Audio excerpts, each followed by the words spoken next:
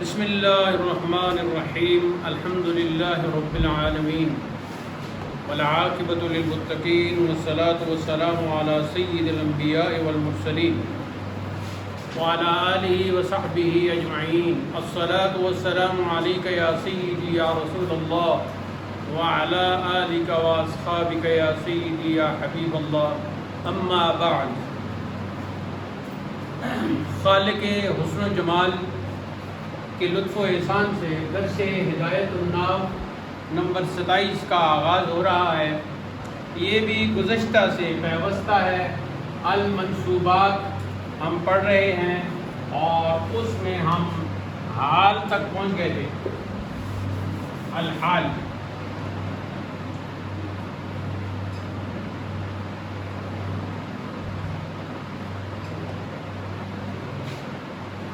ابتدا ہم نے الحال کی کر لی تھی اور مثالیں کچھ پڑھ لی تھی، اسی کا بیان جاری ہے۔ تو پہلے معمول کے مطابق حضرت کی عبارت پڑھیں گے اور پھر پوائنٹس بنا لیں گے۔ فرماتے ہیں وَقَدْ يَكُونُ الْفَاعِلُ مَعْنَوِيًّا، اور کبھی فاعل معنوی ہوتا ہے۔ نحو زید فی الدار قائما لأن معناه زید استقر فی الدار قائما، وكذلك المفعول به، اور اسی طرح مفعول به بھی ہوتا ہے۔ نحو هذا زید قائما فإن معناه المشار إليه قائما هو زید، والعامل فی الحال فعل او معنی، اور اسی طرح مفعول بھی ہے، جیسے یہ زید کھڑا ہے تو اس کا معنی ہوگا کہ المشار الیہ، جس کی طرف اشارہ کیا جا رہا ہے وہ کھڑا ہے اور وہ زید ہے۔ حال میں عامل جو ہوتا ہے وہ یا تو ہوتا ہے فعل او معنی فعل، یا معنی فعل ہوتا ہے۔ والحال نکرۃ ابدا، اور حال ہمیشہ نکرہ ہوتا ہے۔ اب یہ ضابطہ آپ نے یاد کر لینا ہے۔ وذو الحال معرفۃ، اور ذو الحال معرفہ ہوتا ہے غالباً، اکثر۔ جب علم نحو کی کتابوں میں، علم صرف کی کتابوں میں غالباً آئے تو اس کا مطلب ہوتا ہے اکثر۔ کما، جس طرح کہ رأیت فی الامثلۃ المذکورۃ، جیسا کہ تو نے دیکھا ہے مذکور مثالوں میں۔ یہ جو مثالیں ذکر کی گئی ہیں الامثلۃ المذکورہ، ان میں تم نے دیکھ لیا ہے کہ حال نکرہ ہے اور ذو الحال معرفہ ہے۔ فإن کان ذو الحال نکرۃ، اور اگر ذو الحال نکرہ ہو، یجب تقدیم الحال علیہ، تو پھر حال کی تقدیم وہاں لازم ہے۔ اب یہ علم بلاغت کی بات ہے جو علم نحو کے اندر آ گئی، تو آگے جا کے آپ یہ بھی ایک مقالہ لکھ سکتی ہو کہ علم نحو اور علم بلاغت کا آپس میں ایک خصوصی تعلق ہے، اور اس طرح کی مثالیں آپ دے سکتی ہو۔ نحو جاءنی راکبا رجل، آیا میرے پاس سوار ایک مرد۔ لئلا تلتبس بالصفت فی حالت النصب، تاکہ اس میں کلیش نہ آئے، التباس نہ ہو صفت کا نصب کی حالت میں۔ فی مثل قولک، جیسے تیرا یہ کہنا رأیت رجلا راکبا، میں نے ایک مرد کو دیکھا اس حال میں کہ وہ سوار تھا۔ وقد تکون الحال، اور کبھی حال جملتاً خبریتاً، جملہ خبریہ ہوتا ہے۔ نحو جاءنی زید وغلامہ راکب، آیا میرے پاس زید اور اس کا غلام یعنی اس کا نوکر جو ہے وہ سوار تھا۔ او یرکب غلامہ، یا سواری کر رہا تھا اس کا غلام۔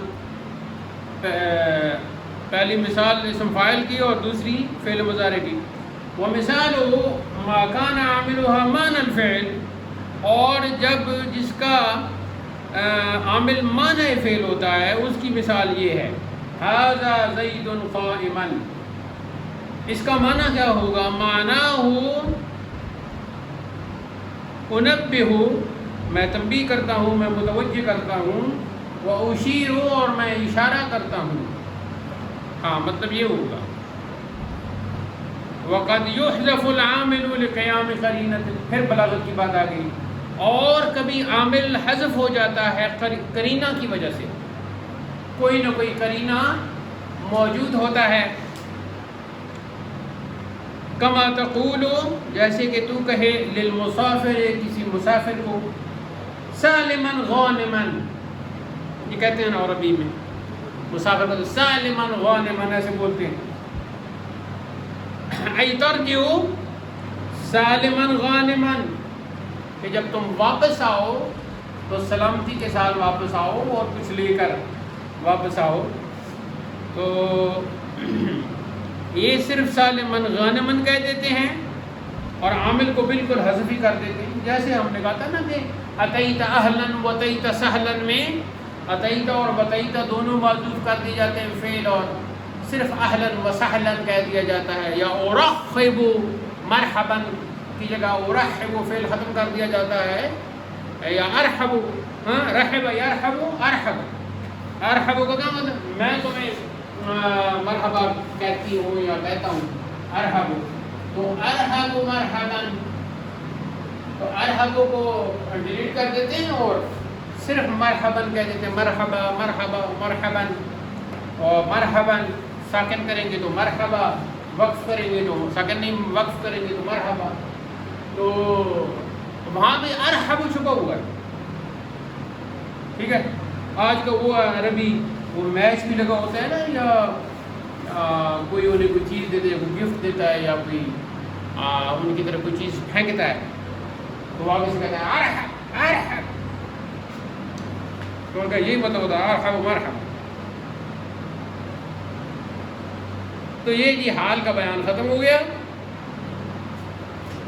تو اس کی پہلی چیزیں تو ہم نے پڑھ لی ہیں، پتہ نہیں کتنے نمبر ہم نے لگائے تھے بہرحال۔ آج ہم پھر یوں کرتے ہیں بقیہ احکام، تو بقیہ احکام کی جب ہم ہیڈنگ دیں گے تو نمبر نئے شروع ہو جائیں گے۔ پہلا یہ ہے کہ کبھی فاعل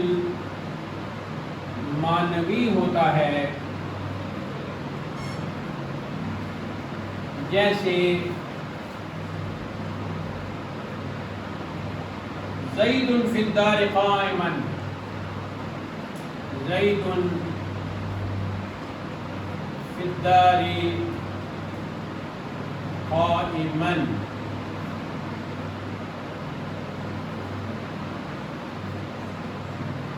اس کا معنی ہے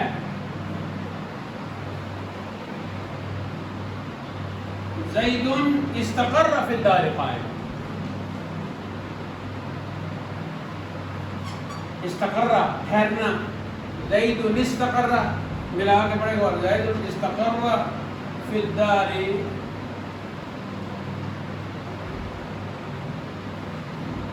قائما، تو وہ جو ہے استقر یستقر ٹھہرنا، تو زید گھر میں ٹھہرا ہوا ہے، کس طرح ٹھہرا ہوا ہے؟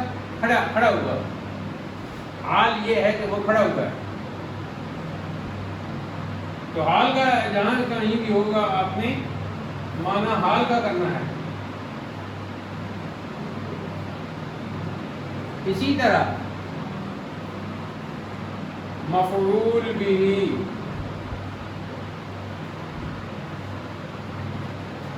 یہ معنی بھی ہوتا ہے،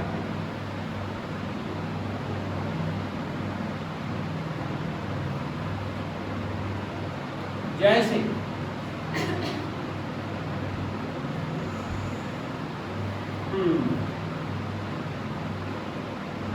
ھذا زید قائما،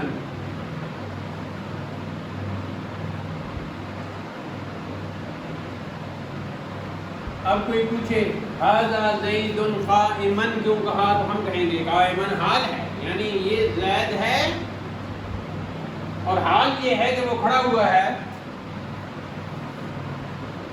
تو اس کا معنی کیا ہے؟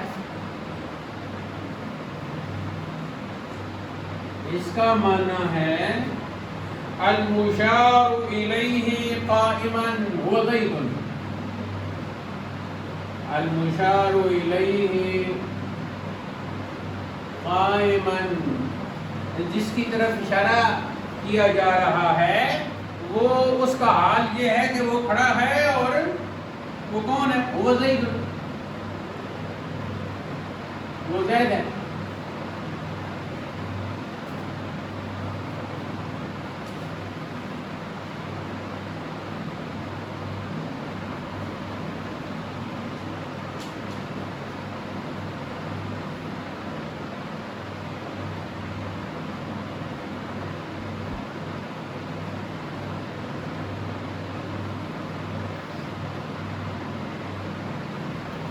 تیسری بات،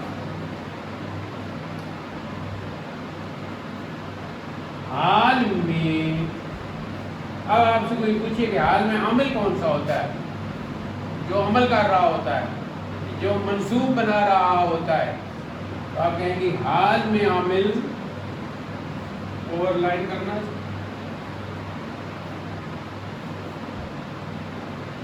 فعل ہوتا ہے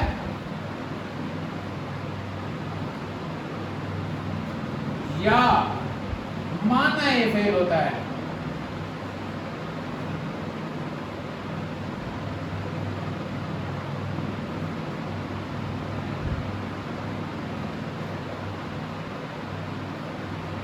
چوتھی بات،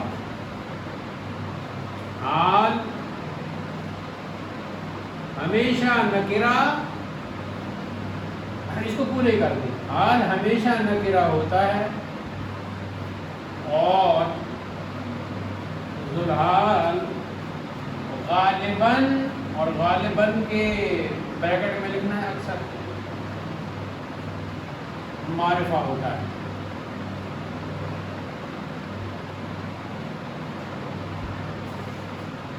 ہاں،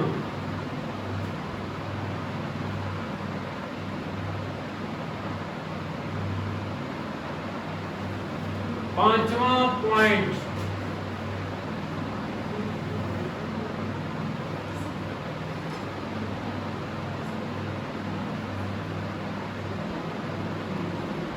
اگر ذوالحال نکرہ ہو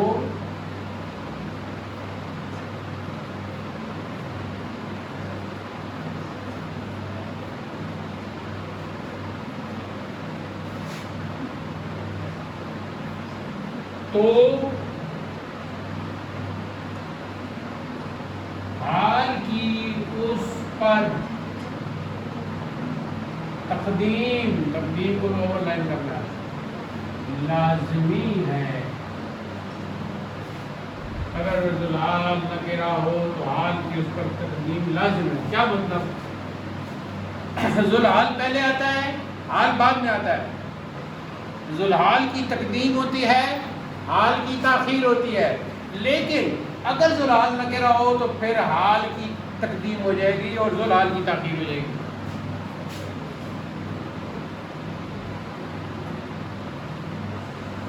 جیسے سے پہلے ڈیش نہیں لگانی، جیسے سے پہلے پکا کوما ہوگا، کیونکہ جملہ وہاں ختم نہیں ہوتا جیسے سے پہلے۔ ہاں، جاءنی راکبا رجل، جاءنی راکبا رجل،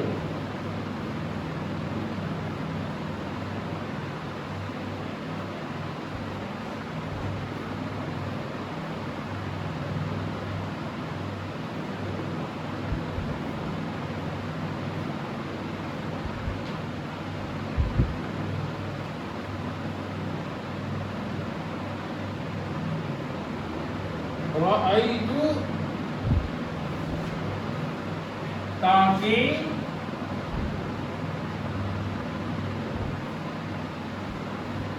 دوسرے جملے مثلا رأیت رجلا راکبا،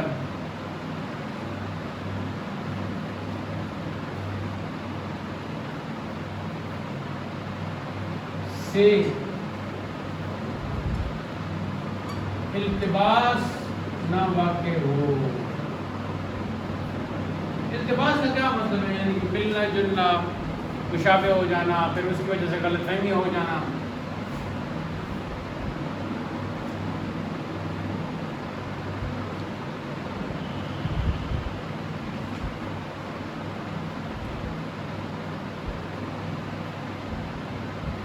ایک طرف صفت ہے اور ایک طرف جو ہے وہ حال ہے۔ اب اس کا کیا ترجمہ؟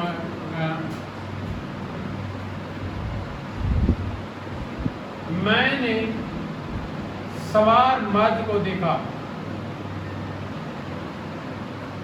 آیا میرے پاس ایک مرد جو سوار، اس حال میں کہ وہ سوار تھا۔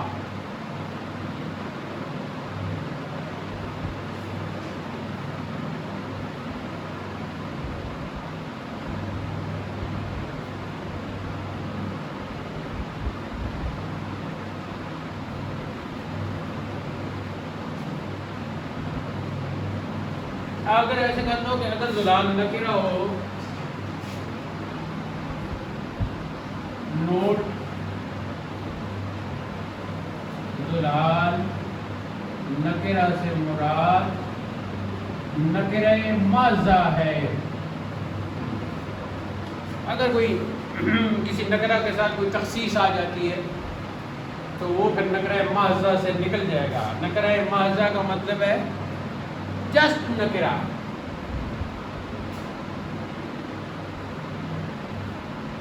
چھٹا پوائنٹ، کبھی حال جملہ خبریہ ہوتا ہے، کبھی حال جملہ خبریہ سے مطلب یہ ہے کہ جملہ ہوتا ہے، جملہ خبریہ ہوتا ہے۔ جیسے جاءنی زید وغلامہ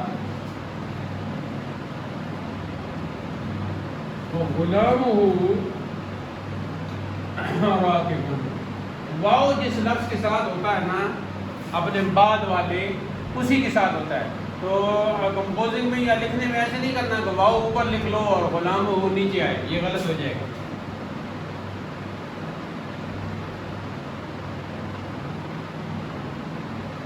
آیا زید میرے پاس اس حال میں کہ اس کا نوکر سوار تھا، او یرکب غلامہ، بھائی یہ سٹائل ہے، یعنی یا تو یہ ہے کہ جانی زید وغلام راکب، یا جانی زید یرکب غلامہ۔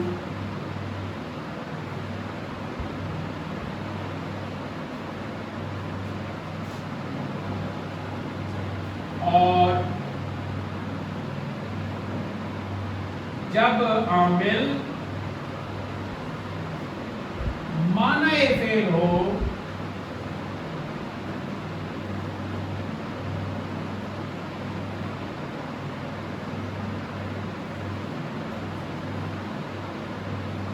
تو اس کی مثال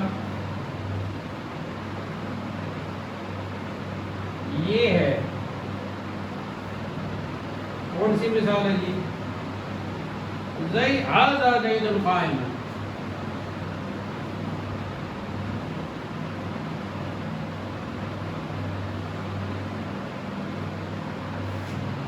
ھذا زید قائم۔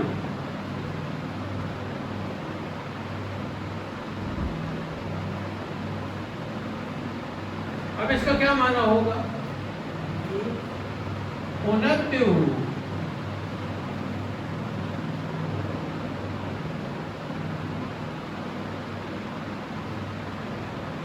انبئہ، نبہ ینبہ، تنبہ، ننبہ، ینبہ، انبہ۔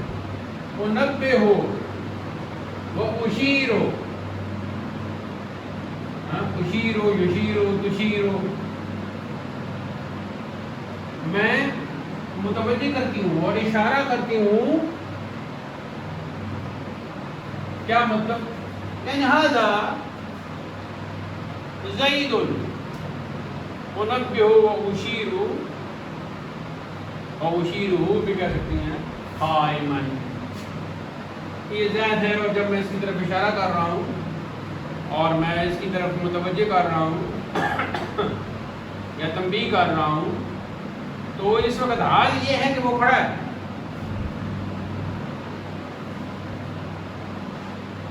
آٹھواں اور آخری پوائنٹ،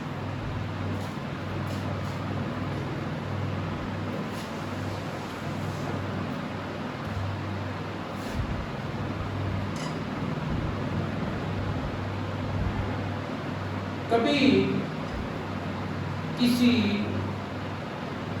قرینہ کی وجہ سے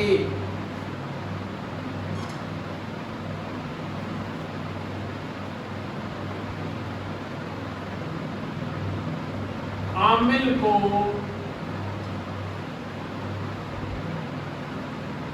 حذف کر دیا جاتا ہے، جیسے کوئی جانے والے مسافر کو بولے سالمن غانمن. اب آپ گھر سے آپ کا کوئی بہن بھائی کوئی سفر پہ جا رہا ہے تو آپ اس کو کیا بولیں گی؟ سالمن غانمن.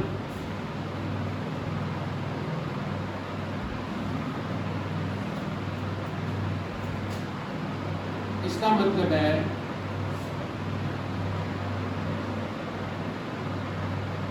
ترجع سالمن غانمن، ترجع سالمن غانمن.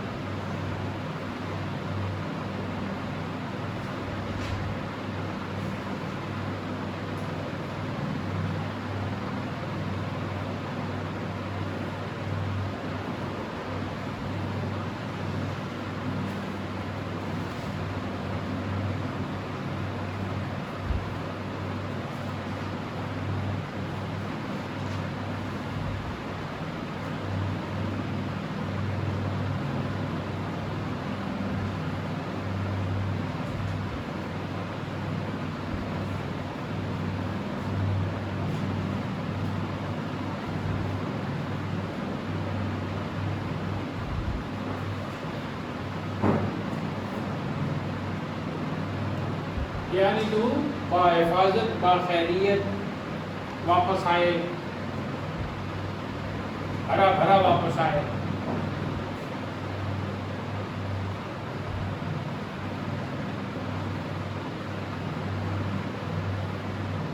ایسا ترجمہ کون کرے گا؟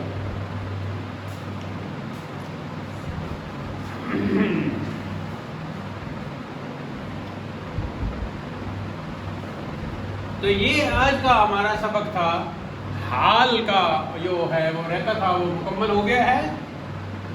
کل انشاءاللہ پیر کے روز ہم اگلا منصوب پڑھیں گے التمہیز، اور اس کے بعد المستثنیٰ. اور مستثنیٰ کی بات پھر زیادہ لمبی ہے تو انشاءاللہ باقی اگر کوئی آپ کا سوال ہوا تو وہ آف دا ریکارڈ ہم کریں گے. ریکارڈنگ ہماری یہاں اختتام پذیر ہوگی. اللہ تعالی ہمیں علم نافع عطا کرے اور اس کے بعد حسن عمل کی ہمت ارزانی کرے. وآخر دعوانا الحمدللہ رب العالمین.